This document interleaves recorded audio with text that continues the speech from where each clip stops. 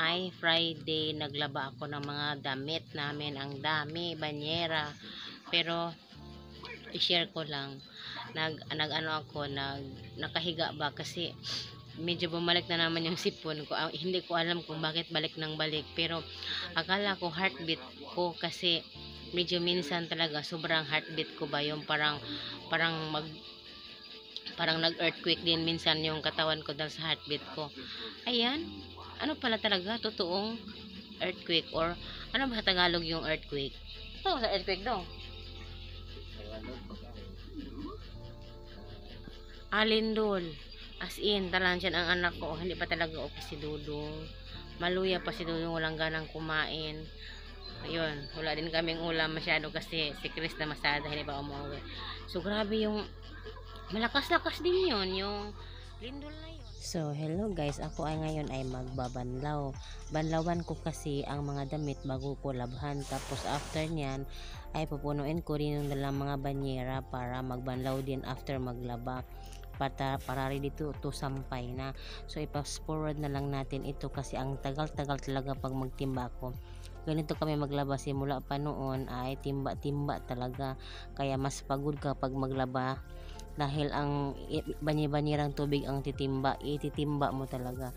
Ang iba kasi dito sa amin ay gripo ang tubig nila dahil may makina sila may mag-ano ba ng puso, ilagyan ng makina para may tubig ang gripo nila, sa kuryente ang gamit.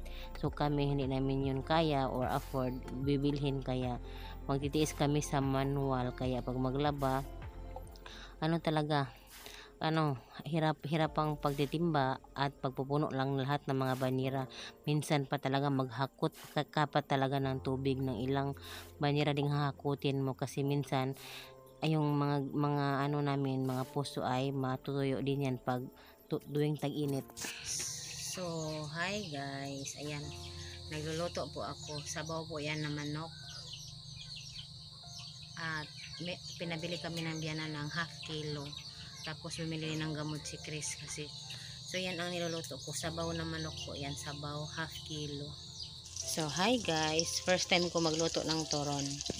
Ayan, sa carbon tayo kasi walang butane. So, at ito ang hindi pa naluto. Ayan ang naluto. Ayan. So ayan nakasalang na. At ito ang hindi pa natin ay ayan. Ganyan ang forma ng saging, hindi siya saba. Ayan, malalaki siya. Ayan. So ayun, si Dodong dumating na. Ayan, andyan na si Dodong dumating na. At ayun, huy, tinulungan niyang kapitbahay namin kasi si ang correct daw natisod na naman, natumba daw. So ayun, tinulungan nila. Mahina yun ang kasukasuan kasi wala yung kain. Umaga lang kumain, walang kain ng tanghalian.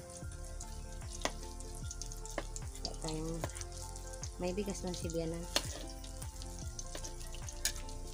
kami ang wala. Tapos mga ulam din. So ngayon nagluluto ako ng turon. Ayan ang aking turon. Turon. Para makamerienda. 4 o'clock na. So ayan ang ating mukha. Puros. Lagi akong pinapawisan. Sobra.